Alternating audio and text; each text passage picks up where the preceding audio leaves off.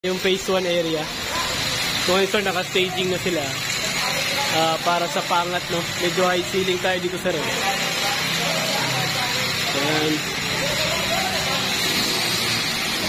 So yung masto na papatong, no? Saka yung mag-aalalay. Yung mga access to sir, naayos na yung access. Natin sir, no? Sa hollow block dito sa may phase 1 natin. Sa ground floor. Ayan. Medyo paangat na sir, no? Then sa baba, no? Double view. So ito na sa taas. So ito yung pinaka-update, no? Ng hollow block. Sa SB wall natin dito sa ground floor to second floor. Yan. So medyo high ceiling tayo dito, no? Taas ng ceiling, no? So halos 8 meters to, no? Ground to second floor na to.